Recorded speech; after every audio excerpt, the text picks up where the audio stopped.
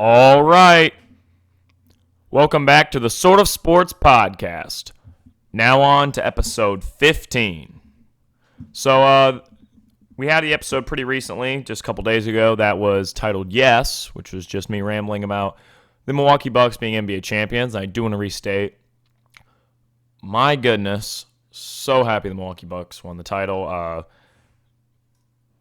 The channel's now got the picture of the Milwaukee Bucks for the icon on Twitter, icon on the channel, the banner's now Giannis. It's a big moment for me and for the channel because it's something I've been waiting for a while, and just incredibly happy the Bucks won it. But now let's move on to the big topics. We're going to start off with Chris Paul going to the Lakers. Now, I don't know if I said this in my ramble. I might have just slightly thrown it out there. But I do think there's a really good chance Chris Paul does a sign and trade with the Phoenix Suns and gets over to LA. Maybe a package. It's like a Kuzma, Schroeder. There was a report that him and Schroeder don't get along, but it could be a 3-team deal. But I'm guessing the Lakers give up like Kuzma, Schroeder, Taylor Horton-Tucker, and maybe like a second-round pick or something like that. I don't think they'd have to give up their first for it. Maybe they do have to give up the first for it. It just depends on how nice, I guess, the Suns want to be. Because Chris Paul could just straight up go get a minimum or like not that much money from the Lakers, or he could do a sign and trade with the Suns and be nice. So we'll just have to see what happens there. I'm not sure how much money the Lakers can take in, even from a sign and trade, but that'll just be something we'll have to see.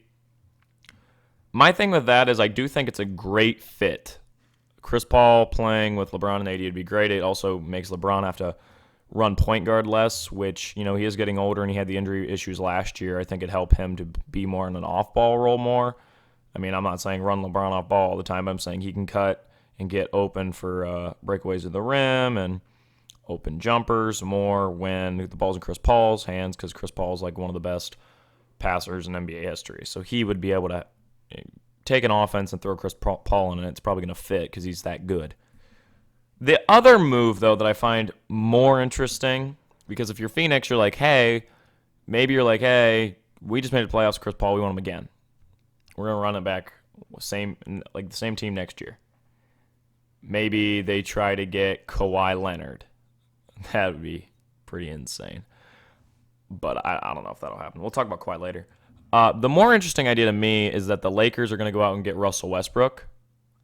And that is really interesting to me. Like in this scenario, Bradley Beal, there's a lot of trades we can talk about with him. I do think Beal's probably very likely to go to the Mavericks. I feel like that's a good fit for him. I don't know if that's the best fit. Sorry. I do think that's a good landing spot. The Mavericks have assets they can go get Bradley Beal with. I'm not 100% sure how well he fits with Luka. To be honest, I'd rather have Bradley Beal go to the Sixers. But personally, I believe Kyle Lowry's going to the Sixers. So there's that, I do think. And we can talk more about that when we get to the draft. Based off who I have them drafting, you'll see why I'm thinking that Kyle Lowry's going to go to the Sixers. And the Raptors will get Simmons. And so the Raptors pretty much only have to be in the lottery 1 year if they can. The Raptors have like arguably the best player development in the NBA. They could totally turn on Simmons. I'm getting off topic. I'm supposed to be talking about Russell Westbrook to the Lakers. But I do want to say, I think Beal's probably going to the Mavericks. I think the Mavericks are going to make that move because they want to keep Luka happy. Back to Russell Westbrook. Russell Westbrook is definitely not as good of a fit with the Lakers, but I do think it's also likely because the Wizards are trying to get rid of their 2 stars, and there's no point in holding on to one and not the other. So they move out Westbrook to the Lakers or maybe the Clippers, but I do think the Lakers are a much more likely candidate. And then move Beal to the Mavericks. The Wizards can do whatever they want with the pieces they get back, probably some picks, along with like Kristaps Porzingis and, Taylor Horton-Tucker and Kuzma. It would be a weird team, kind of like the Rockets this year, where it was just like a bunch of scraps, but they could definitely find something from it to build with going into the future. So Westbrook to LA is not as good of a fit, but I find that more interesting because it's Russell Westbrook playing with LeBron James and Anthony Davis. And LeBron James and Anthony Davis, I stand by. Davis is the best player LeBron's ever had fit-wise. I think I think Dwayne Wade is the most talented co-star LeBron's ever had. He's the best player LeBron's ever had as a co-star, but I think Anthony Davis is the best fit If I had to create a LeBron co-star at this point in his career, I think I'd make Anthony Davis. They fit so well together. They can run the pick and roll. Davis can have the ball in his hands and create some, but he's down low a lot and can rebound, but he can also, go out for three. He can really do whatever LeBron wants him to. He fits perfectly. Like, he bounces off LeBron perfectly.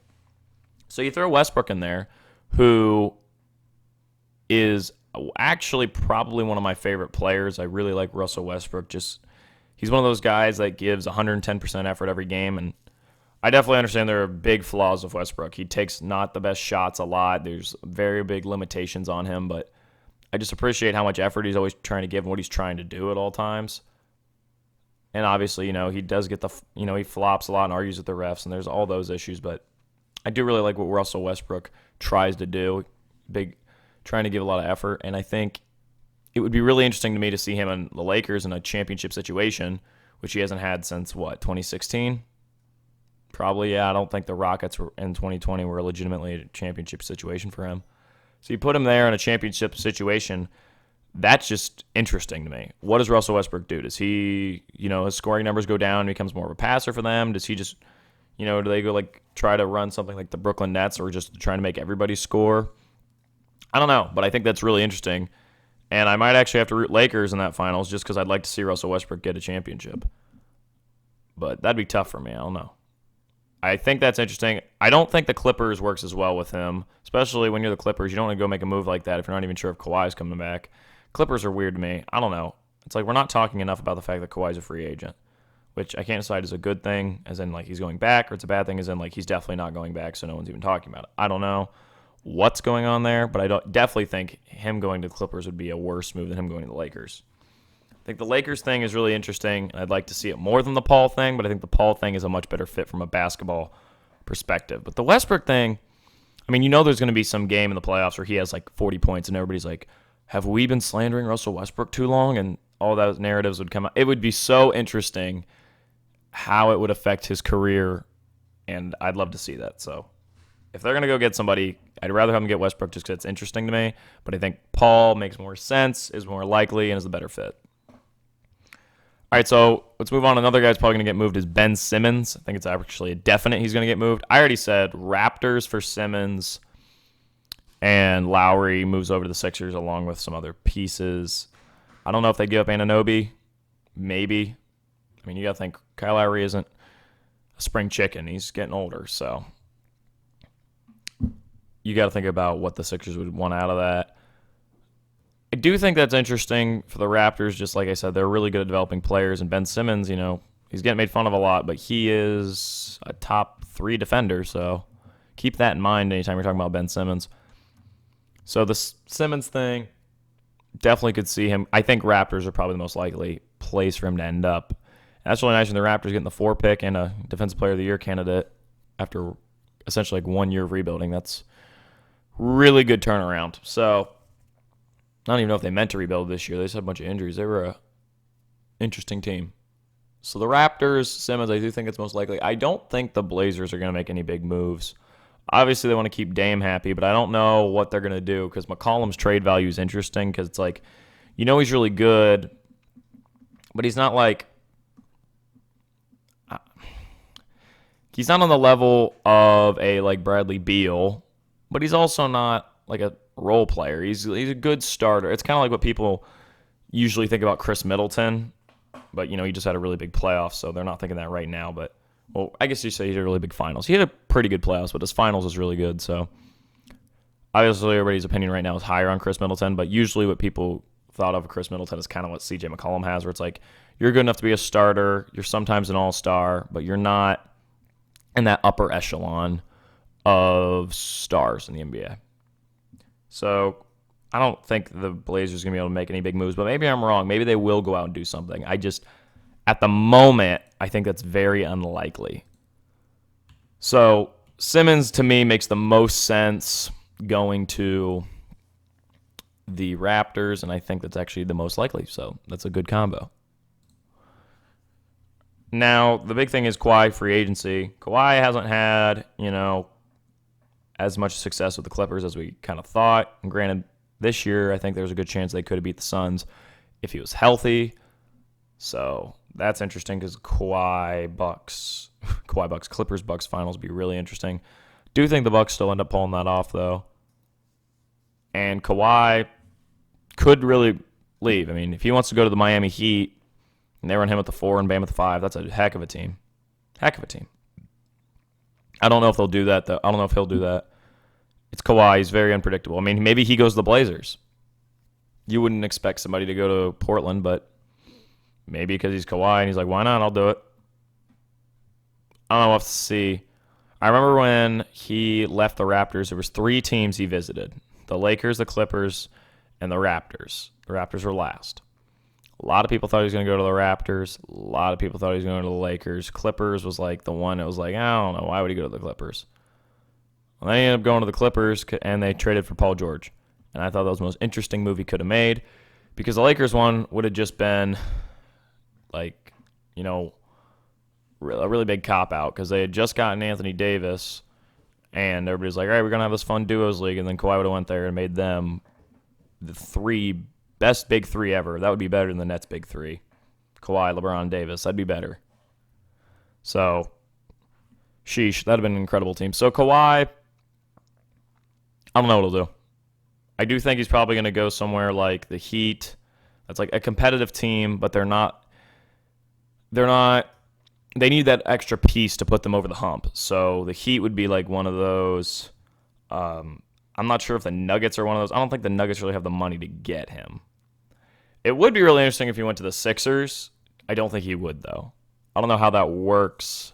That's a sign and trade for the Clippers to get Simmons.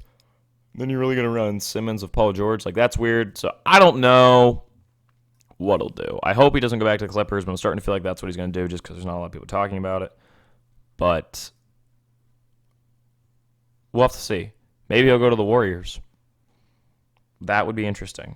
That actually brings us to our next topic. I didn't do that on purpose, but perfect segue into the Warriors. I just wanted to bring up the fact that the Warriors have the 7th pick in the NBA draft. And it's like, what do we think they're going to do? Because Steph Curry is still at a competing level. Klay Thompson should be back.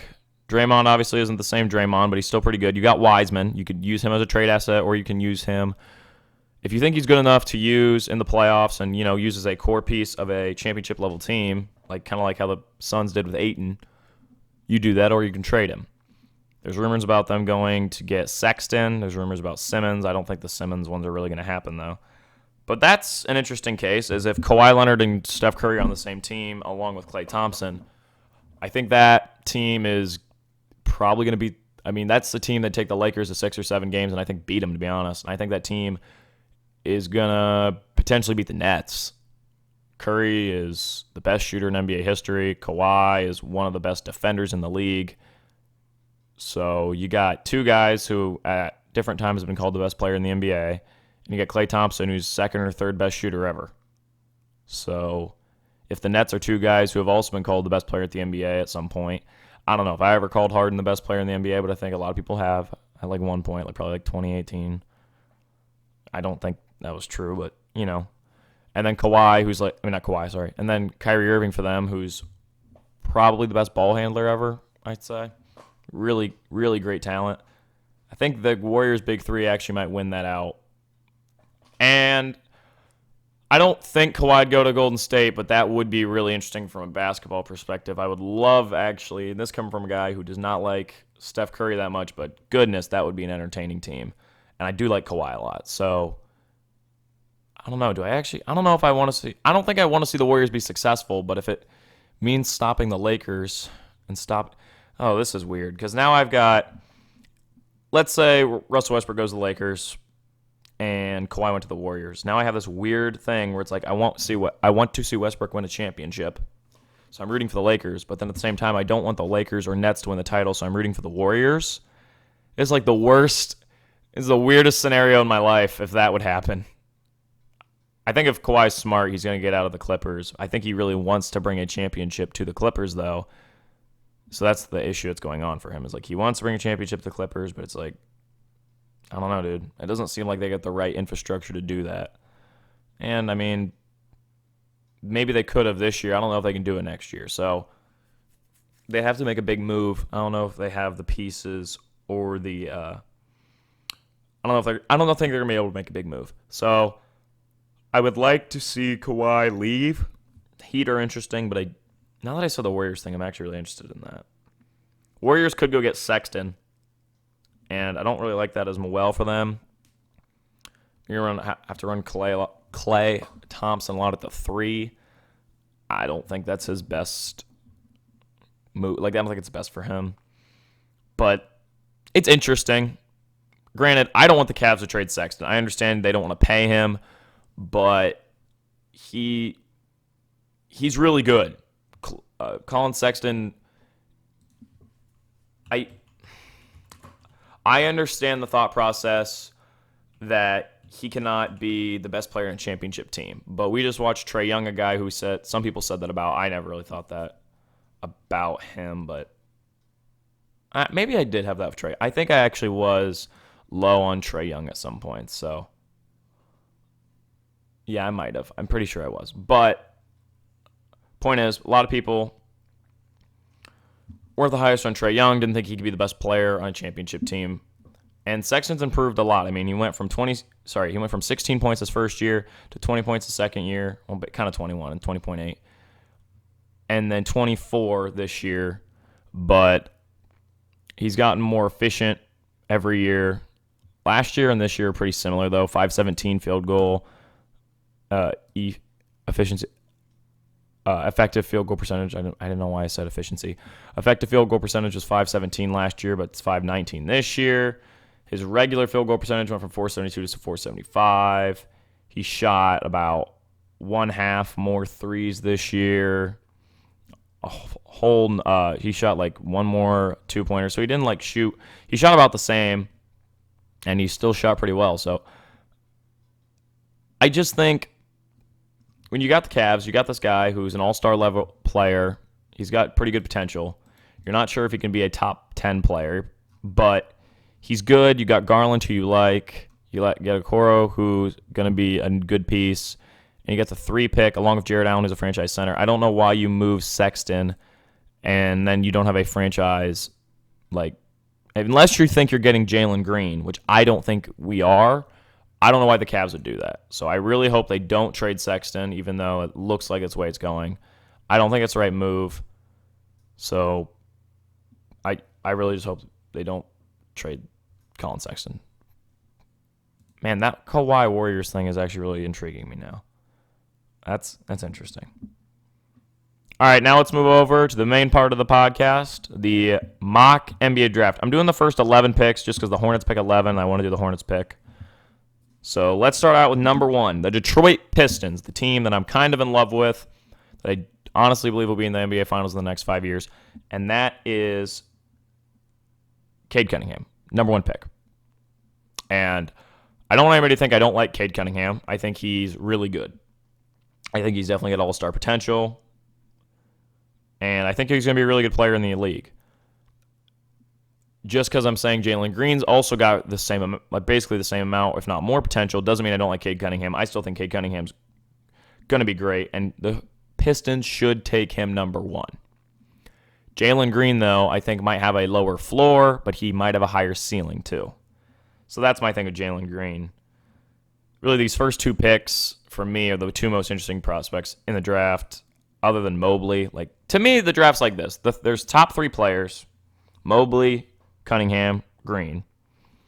And you know that all 3 of them are going to be really good, and one of them will be above all the rest. One of them will just break out and be like a franchise leader.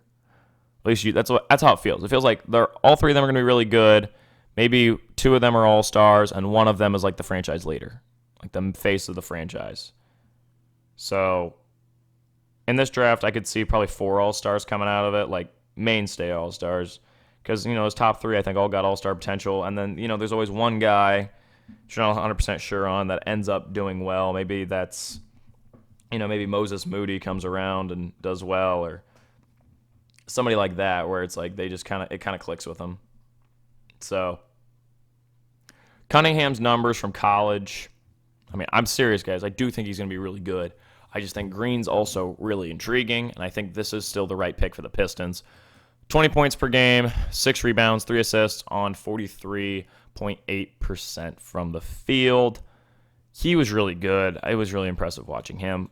But like I said, it wasn't like Zion, watching Zion in college, but it reminded me a lot of like when I watched Ayton in college, where I'm like, you're really good.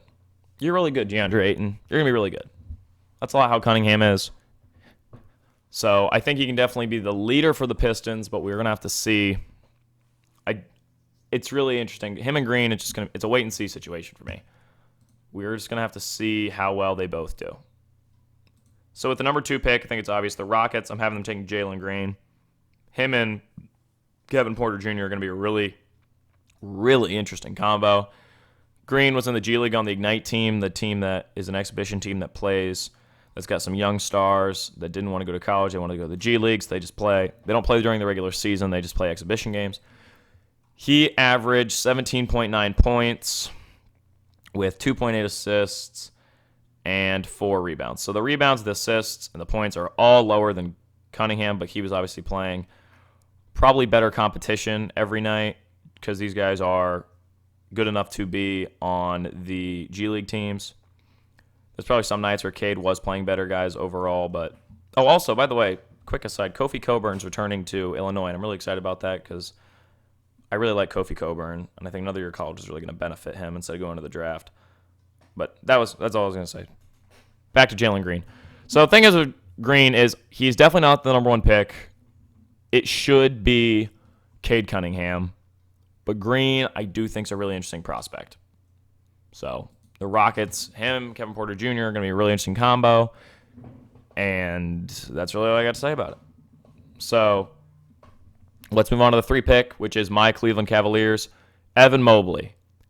I'm so happy he fell to us at this spot. And it's not the fact that, Cunningham and Green are bad picks. They fit those teams better. Mobley is perfect for the Cavs, though. Perfect. Exactly what they need. 7 foot, 210 pounds, 16 points, 9 rebounds. Well, it's 8.7. I'm rounding up. 2.4 assists, and 57.8 from the field. He can stretch the floor. He's tall. He's big. I mean, he's really impressing me. His tape's really impressive. He's very athletic, and I like that. I guess I should have given more insight for Green and Cade. I'll go back to them. I think he's perfect for the Cavs. They can run him at the 4 and have a really big front court. And their back court, I hope they keep Sexton. Even if they move Sexton, I hope we get a good 2-guard back because then we can run Garland, Sexton, hopefully, but if not, a good 2-guard. And then Okoro. If they make a trade and they get a good small forward or 2-guard, then you can run Okoro at the 2 and a good small forward. I don't think the Cavs are going to go get Ben Simmons, but if they really moved Colin Sexton and got Ben Simmons, it's kind of interesting to me. Garland, Okoro, Simmons, Mobley, Allen would be interesting, I will say. So maybe the Cavs go get Simmons. If they're going to trade Sexton, Simmons is actually probably one of the best options, in my opinion, just because he can lead. He could be, I think, a star for a franchise under the right coaching and development. My thing with Ben Simmons is he's got to get better. He's got to want to get better. He's got to want to improve. And I think that big loss and the fact that everybody's kind of, down on him is going to push him. So if the Cavs do trade Sexton, I'd like to see Simmons because I think this team we're building and getting Evan Mobley, I think, is a great move for us, and that's really going to push us. And I really like Evan Mobley for the Cavs. Jalen Green, real quick, I should probably give a little more insight what he brings. I think he's going to be a really, really talented 2-guard scorer. My comparison, I don't want to be terribly off with a comparison. It's tough to compare Green. I think, to me, the best version of Jalen Green possible would be like Dwayne Wade. I think if you can get him to his max level, that would be what he reminded me of. But Green is not the tallest guy. He's 6'5", so that's a pretty good size for a 2-guard, but he's not like a 6'6". Well, I guess it's only an inch. So, I mean, he's a pretty decent sized 2-guard, I guess. And he's really, really talented. I really, I really want to see him on the Rockets because I think they're going to open the floor up for him and let him do what he wants. And I think he's very athletic, strong player, and he could be really good. Cade's kind of like a freak. He's 6'8", 220 pounds, and he can run the point guard, good passer. I think the Pistons are probably going to run him at the 2, Killian at the 1, Sadiq Bey at the 3, Jeremy Grant at the 4, and then Isaiah Stewart at the 5. If they want to go small ball, they can just move Stewart out, run Cade at the 3, and then I don't know who you put at the shooting guard on that team. Maybe Frank Jackson, and they can just put Jeremy Grant at center and Sadiq at the 4, Cade at the 3, Frank Jackson at the 2, and Killian at the 1. That could be interesting too. Cade, I don't know what exactly to compare it to. It's kind of like when Simmons came in. They were like, oh, this tall guy can handle the ball, except he's not as good defensively, but he's a good scorer. So he doesn't have it's hard to compare him to people, but he's really good. And I like Cade Cunningham a lot too. I just think Green's very, very, very intriguing. Let's move over to the 4 pick. I really want Evan Mobley to follow the Cavs, and I think he's going to, and I'm very excited about that. Perfect for the Cavs. 4 pick, Toronto Raptors, Jalen Suggs. This is the perfect pick for the Raptors, too. These first 4 picks, I don't think they could go to a better team. I think everybody's getting a great fit for them. The only thing I think this is actually a good comparison to the 2018 NBA draft, where it's like, Luka's better than DeAndre Ayton, but DeAndre Ayton fits the Suns so well that no one's mad at the fact that, not very many people, I guess, are mad at the fact that they took Ayton instead. And same thing with Trae Young getting traded for Luka, where it's like Luka's better than Trae Young, but the Hawks, Trae Young fits them so well, and he's actually, gotten farther with them, partially though, because, they were in the Eastern Conference, they got a big run here, but Trae Young has led the Hawks to Eastern Conference Finals, so that's farther than Luka's made it. I'm not saying Trae is not as good as Luka, but he really fits what the Hawks are going on, so it's like they like what they got there. Really the only team that's mad about what they picked. And Jaren Jackson Jr., he wasn't traded for Luka or anything. He was picked right after. I mean, the Grizzlies got to be happy with him. He's really good too. Really the only team that can be mad is the Kings with Marvin Bagley, but I don't really know if it's Marvin Bagley's fault or more of the Kings. I think he needs better development. He's still got a lot of potential. So I think this draft's got a high chance to be like that, where even though Jalen Green might be the best player in the draft, or maybe Mobley, I think everybody's going to be happy, at least in these top 4, with who they picked, because I think it's fitting for everybody. Like, even if Jalen Green's better than Cade Cunningham, I think Cade Cunningham is still going to be good enough for the Pistons. They're like, now we're happy we got Cade. So, from that aside, let's move over to Jalen Suggs, who is perfect for the Raptors. 14 points a game, 5 rebounds, 4.5 assists, and 50% from the field. Really efficient. The 4.5 assists are not accurate, in my opinion. It feels like he gets so much better. So many more assists than that. He's such a good passer. He had a really, really big moment, obviously, against UCLA, the game winner. He only had 16 points that game, but he had the biggest moment of the game. And, yeah, he's really good talent. I think the Raptors are going to be able to build with him. If you got Simmons, he's perfect to run with Simmons. He can shoot. He can space the floor for Simmons. He can set Simmons up. If you get him and you trade for Ben Simmons, in my opinion, you're going to be a playoff team with what else the Raptors got going on with Chris Boucher and everybody. So, yeah. Suggs hit a game winner. College, we know he's clutch. He's an amazing talent. Jalen Suggs is a great pick for the Toronto Raptors. Now we get into the picks I'm not as confident about. As in, I don't know. I feel like the draft is going to go that way. I think it's going to go Cade, Jalen, Mobley, Suggs. I don't know why I said Jalen. I should have said Green because there's 2 Jalens. Cunningham, Green, Mobley, Suggs. I think that'll be the first 4 in that order. I really don't think there's... Maybe the Rockets take Mobley, but I really think they're going to get Green. So I just think that's how it's going to go. This is where I think it gets a lot more unpredictable, is around this 5 spot with the Magic, because Kuminga and Barnes, to me, are the next 2, but Barnes has been getting a lot of hype for the draft, and I can see why. He's 6'9", 227 pounds, out of Florida State. He only had 10 points, 4 rebounds, 4 assists, and 50% from the field, but he's just got so much potential. His stats might not pop off the page, but he's got a lot of potential in him. He's a pretty big small forward. A pretty big guard is what I meant to say. You can run him at the small forward, though, because he's 6'9". He's got good handling. He can get to the rack and put on moves. He's nice. So I think that's a nice pick for the Magic. It's the Magic, though. I mean, I'm not sure what to make of the Magic at the moment. I think eventually they're going to turn their franchise around, but at the moment they're just kind of like the Kings, where it's like guys go there and sometimes they pan out like Tyrese Halliburton, De'Aaron Fox, and other times you're like, I don't know. So Scotty Barnes, I think, is a nice pick for them. I like him. I think he'll be good. So not much else to say about him. Then we move over to Jonathan Kuminga, who's also on that G League Ignite team with Jalen Green. People aren't as excited about him because they felt like he should have done better in the G League. I kind of agree.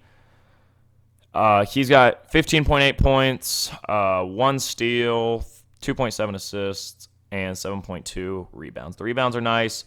Not an incredible shooter.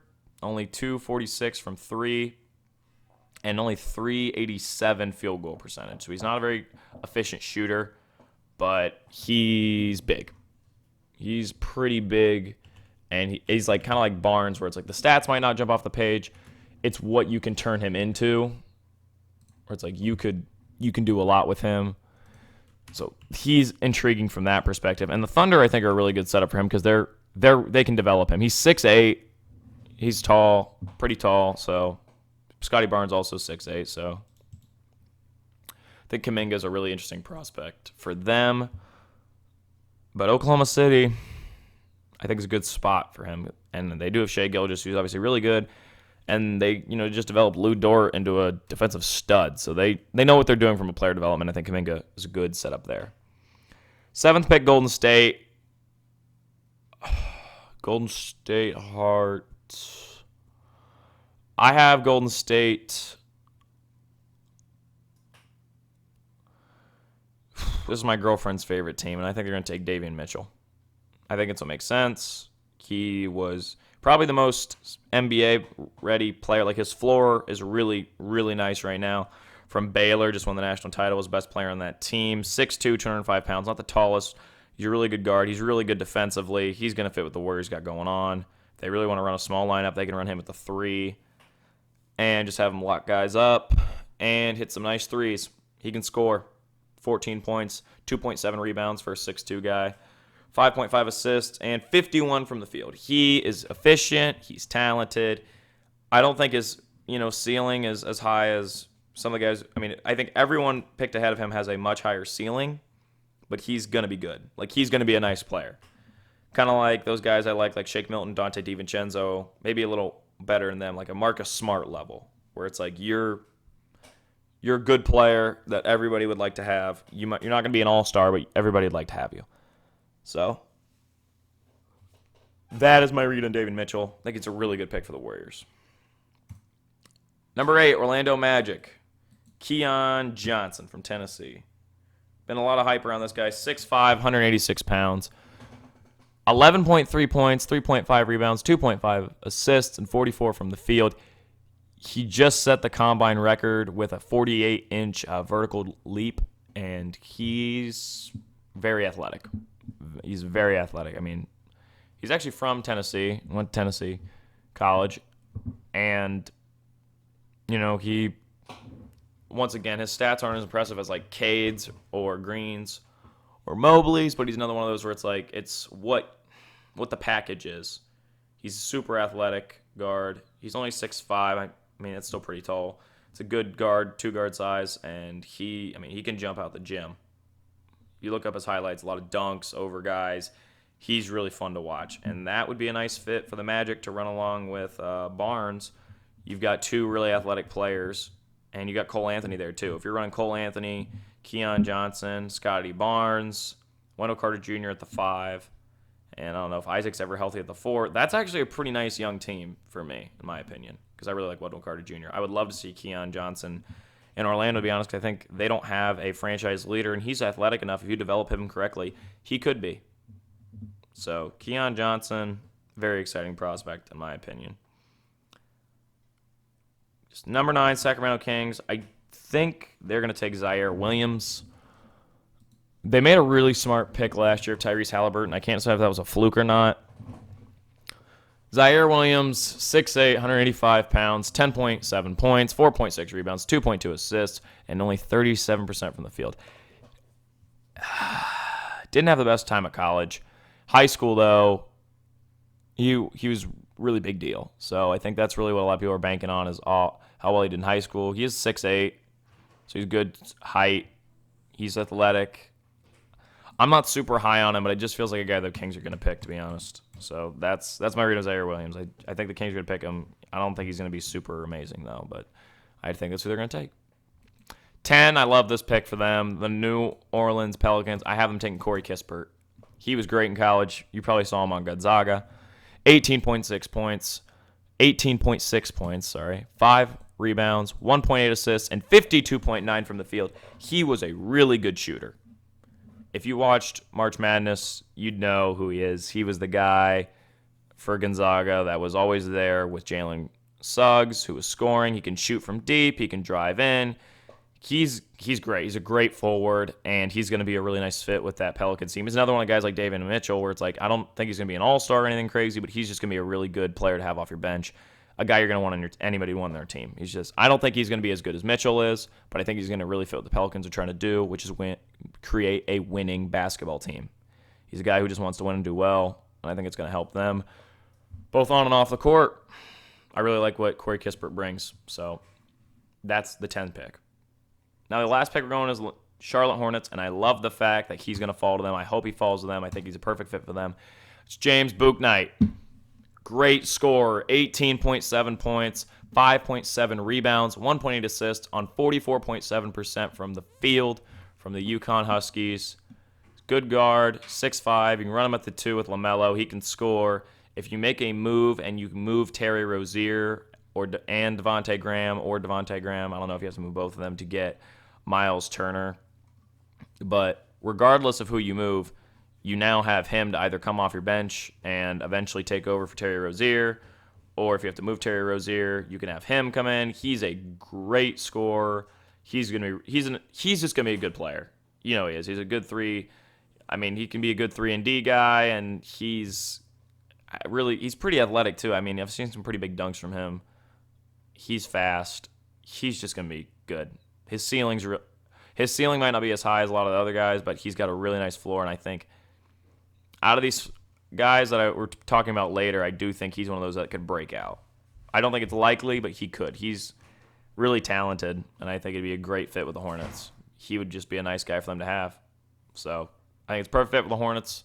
James Bouknight, and that's the end of the Sort of Sports Podcast mock NBA draft. We're going to wrap up with MLB stuff. We're going to look at the midseason standings, just kind of look at what everybody's doing. So the Red Sox lead the AL East. They actually have the best record in the entire AL on this day, the 24th of July. 60-38, and they're 30-19 at home and 30-19 away. So they have the exact same record home and away. The Rays are right behind them, though, at 59-39. The Rays have been having a good year. The Yankees are behind the Rays by 9 games. They're 50-46. And the Blue Jays, I always feel like they're doing a lot better than they are. They're 48-45. So they're a half game behind they've played less than the Yankees. They're about a half game kind of behind the Yankees. It's weird because they haven't played as many games. So Blue Jays, I think they're playoff. Oh, let's switch. Let's keep going. I'll go back to this. White Sox 58-39. I got a whole White Sox bit planned, so we'll do that later. They're 35-17 at home, which is nice. Astros 59-39. I don't like the fact that they're doing well. The Athletics are 56-43. Mariners though 52-46. Only 7 games behind the Astros. That's interesting. We'll talk about them in a bit. National League Mets lead with 51-43. It's weird to say this, but the Phillies are in second at 48-48. And the Braves are behind them at 47-49, and the Nationals are behind them at 45-51, and the Marlins are 12 games back from the Mets at 41-57. Then there's the NL Central. The Brewers, I don't even know. I'm not going to even lie to you. The Brewers are winning this division. They're 57-41, and behind them are the Reds at 50-47. Behind them are the Cardinals at 49-49. Cubs are 48-50. I don't want to talk about the fact that the Cubs are blowing it apart. I think everybody's gone but Rizzo out of the main stars.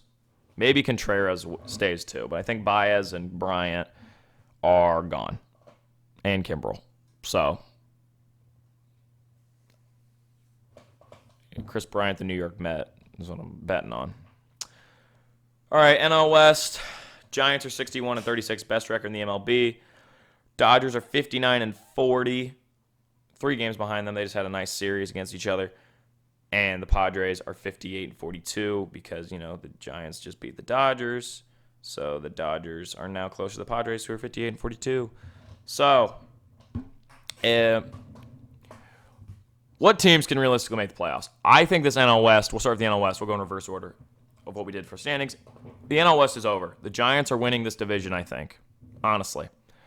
They were a really good candidate to bet on falling apart, but they kept rolling, and I don't think they show any signs of stopping. I think, to be honest, the Giants are going to be, that would make them the 1 seed. They'd have the best record in the NL, and I think they're going to end up with the best record in the MLB. And I also think, if that happens, which I do think it is, Gabe Kapler's got to be the manager of the year. His second season with the Giants, and completely turned them around. People didn't even think they'd be a wild card team, and they're about to have the best record in the MLB. So that's crazy. That's crazy. They're on pace to lose 72 games. If they had the exact same record, if they won 61 games, 61 more games, well, okay, we're actually over 81 games now. So I guess right now they have currently played 97 games. So they would lose they're on pace pretty much to win about 95 games. That's what I'm saying. I had to do math for a moment. So yeah, they could almost win 100 games, which is insane for a team that nobody really thought was going to be that good. So, sheesh. That division is over. The Rockies are going to trade Story, I think, by the end of the month. And the Diamondbacks are awful. And I think they're going to trade one of my favorite players in baseball, Ketel Marte. Ketel Marte is so good. Everybody should like Ketel Marte. Ketel Marte is great. So, this isn't a joke. I'm dead serious. Ketel Marte is so good. And not in the underrated, quietly gets on base. No, he's just flat out good. He mashes, and he's really good. So look up Ketel Marte. I don't want to go do a whole thing Ketel Marte. I could talk for a while on him, but I might do that on another podcast. But today we got to move on, talk more about the standings. So Diamondbacks are over. Rockies we're going to trade it. So Padres. Right now the World Series is really interesting to me. Okay, well, let's talk about what division's over, then we'll get to World Series. I don't want to get too far ahead of myself. So Giants, Dodgers, Padres, they're all going to make the playoffs. And that means, if you want to be in the wild card in the NL, too bad, because it's going to be Dodgers, Padres. So Brewers, if you're going to be in the playoffs, you have to win your division if you're not in the NL West. If you're not in the NL West, you have to win your division to make the playoffs. Brewers have just become incredible. I think they've actually come out of the woodwork to be a World Series candidate. If they go out and get Trevor Story, I actually honestly believe they're on the level of the Giants and the Dodgers and the Padres. They have the best pitching in baseball altogether, from starters, relievers, and closers. And their bats aren't as hot, but they go out and get Trevor Story. And, they could get on a roll, guys. And, I think the Brewers could be in the World Series. So I don't feel that way, though, about the Mets. And I think the Mets are a really good team. I think DeGrom is actually maybe a good DeGrom could realistically win MVP. I feel like it's him and Tatis right now are the front runners. The Mets are really good, but I think next year or 2 years from now, we're going to be more high on them than we are now. I think this first year with Lindor, I do think they still got to have – I think they need another year of growth. They're going to win the division. I don't think anybody else is winning this division. The Phillies, no. Braves, definitely not. Nationals, definitely not. Marlins, definitely not. Especially because I think the Nats are going to move out Scherzer. I really hope the Astros don't go and get him, because that would make them also, in my mind, a World Series level. Right now, the only World Series, you said, who's going to win the World Series? I think the realistic candidates are the Padres, the Dodgers, the Giants, and the White Sox. And the Red Sox, actually. I would actually give the Red Sox the look. I don't think the Rays yet. I think they got to add something. They did just add Nelson Cruz, and I can't decide if that puts them over the hump. The Mets, I don't think, are going to make a big enough move to change anything. If they get Chris Bryant, I still think they need another year. I just don't think they're going to be able to beat the Brewers or anybody out of those top three in the NL West. So man, the Brewers have just been great. So if you're in the NL Central, I think it's over for you. I think the Brewers win that division. Same thing with the NL East. Now let's go to the AL. Red Sox, Rays are both making the playoffs. It's been a fight. We've seen this fight, come out. At first it was like, oh, the Red Sox doing well. That's interesting. Now it's like, oh, crap, they're legit good. So Yankees, I don't think they're making the playoffs, and I really hope they don't. Even if they go out and get Joey Gallo. Oh, really quick, though. If the Padres do go get Joey Gallo, that might just make them the straight-up favorite in my mind to win the World Series. That's crazy. That's a crazy team because it doesn't make any sense with the Yankees, a team that doesn't bat well, to get a guy who's just there to hit homers. It does make sense, though, when you're the Padres and you already, have guys who just get on base like Jake Cronenworth who are just good batters, to add a guy who probably isn't the best batter, but he can hit home runs. They can take that loss and have a guy that, doesn't have the best batting average because they already have a, pretty good team batting average. Joey Gallo, his batting average right now, home run-wise, he's good, but I'm saying his batting average right now is only 226.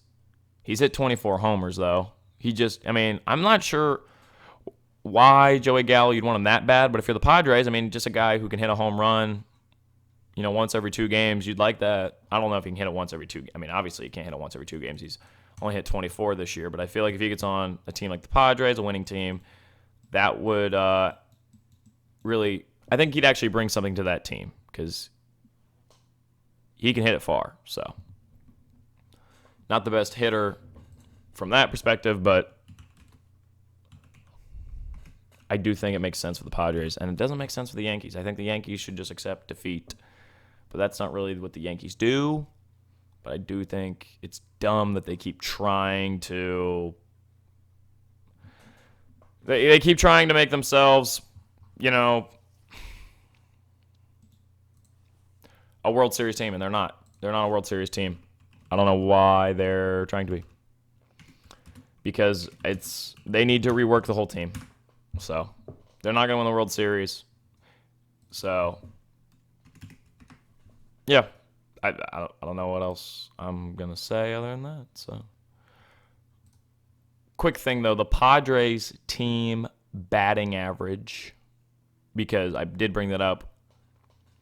Tatis bats 290, Manny Machado 276, Jake Cronenworth 278. That is their best 3 batting averages.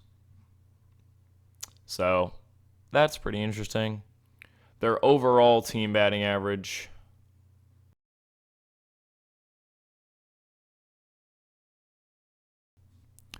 is 245, which is the 8th highest in the MLB. The worst team batting average in the MLB is actually the Mariners. And you know who's second worst? The Brewers. That's what I'm saying. The pitching is carrying this Brewers team. If they can get Trevor Story, that's really going to help them out. Third is the Cubs, which hurts me. And Brewers, I do think, could become a World Series team that way. They have such good pitching, which is the most important thing in the postseason. And if you got Trevor Story, who's an amazing, amazing player, and add his bat, he could invigorate that offense. Best batting average, though, in the MLB is 266, and that's the Astros. Second best is the Blue Jays. Interestingly enough, though, the third best is the Angels. So I find that interesting. Red Sox are 5th, though. On base, White Sox are 2nd. It goes Astros 1st, White Sox 2nd, Dodgers 3rd, Nationals 4th, Padres 5th. Giants are 7th with the Reds 6th. I think that gives you a more accurate look at which teams are doing well, as you see Astros, White Sox, Dodgers, Nationals, Padres, Reds, Giants. Every single one of those teams have a above 500 record, except the Nationals. So that's more interesting, and I like the fact the White Sox are there because that was a bit of a weird call for me to have them winning the World Series beginning of the year, but it's starting to look pretty realistic. On to the AL Central. White Sox win the division. Indians, it's not happening. It's definitely not happening for the Tigers or the Twins or the Royals. So that division's been over the whole year. It's always felt like the White Sox are going to win it. And there's the AL West. I understand why there's A's chatter, but I don't think it's legit. They are 56 and 43, but I I'm not in love with this A's team. Mariners I like more, but the Mariners I do think we got to give them a year or two before they're really going to get going. Astros are starting to scare me. I don't like how well they're doing, but I mean they're really starting to hit it well, and I'm like, oh crap. So let's look at the playoffs then. Realistically, it's going to be for the AL. The Red Sox have the best record. Potential. Oh, that's tough actually. Because, okay, the 3 division winners will probably be the Astros, White Sox, Red Sox. Your wild card teams will be the Rays, and at this rate, it's the Athletics, but I'm actually going to say it becomes the Mariners. Okay? I don't like this Athletics team that much. So, your wild card is Mariners, Rays. The Rays are going to win that. Even if it's Rays, A's, I think the Rays are going to win it. Which then puts in let's give the first seed to the Red Sox. Right now, they have the best record. Yeah, I think I'll give it. Actually, no. Astros are going to have the best record in the AL. That'll be my pick. So then it's Astros, Rays. The other side is Red Sox, White Sox. I think all those are interesting series. I do think the Astros end up beating the Rays, though, and I don't like that, but I do think it's how it goes. And then White Sox, Red Sox play, and I take the White Sox over them. So now we get a White Sox-Astros World Series pennant. And the White Sox win, and if the Red Sox beat the White Sox, if the Red Sox can beat the White Sox, I think they can beat the Astros. But I might be lying to myself. The Astros might actually win the pennant and be the AL champion, which I don't like for obvious reasons. So let's hope that doesn't happen, but I do think there's a really good chance it does.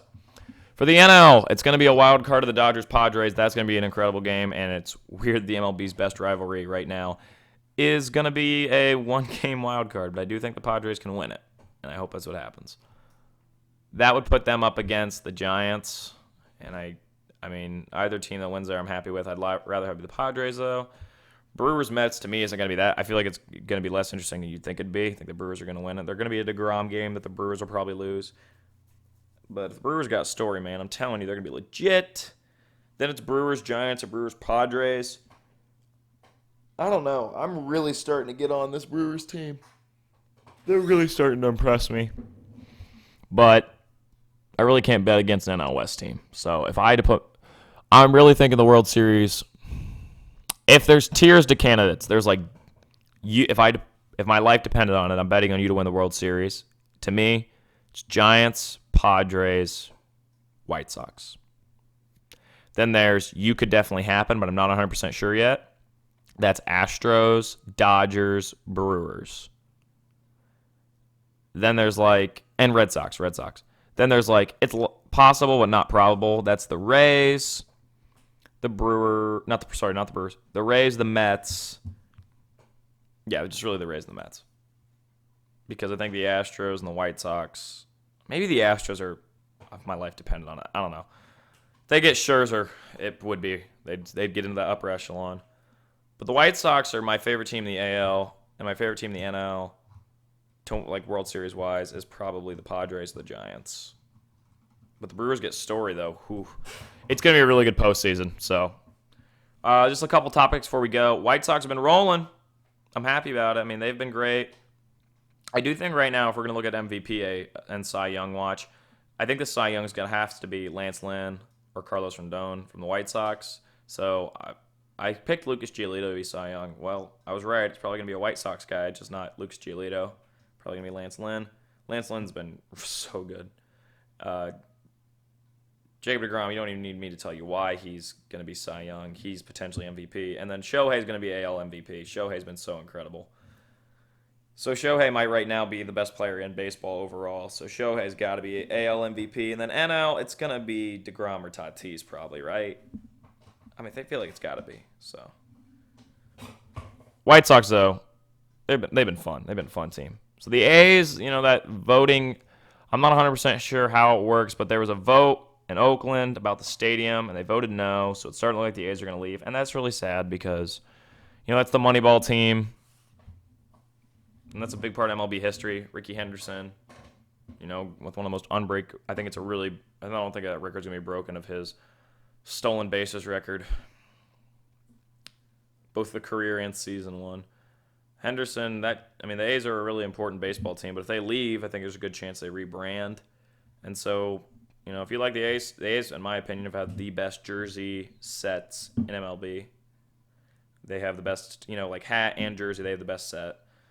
That green Oakland jersey is so nice, and it's gonna be really weird if they move within the next 2 years. But speaking of changing jerseys and stuff, Cleveland Guardians, not the Spiders. I'm disappointed. I wish it was the Spiders. I understand why they went Guardians because it's similar to Indians, where it's INS and the color scheme's the same. I don't like the C logo that much. I'm like, okay, just a C. Why'd you give us a new C? The old C was fine. And then I do like the logo that's like the G with the wings. I just think Guardian's kind of bland and boring. Spiders is a lot more interesting, and you could have, really flipped up the color scheme. I understand if you didn't want to get a totally new color scheme, but I still think Spiders is a better name. So, yeah, Cleveland Guardians, that's the name. I'll be buying a hat to add to my hat collection, but I wish it was Spiders. All right. That is all for this episode. See you on the next one.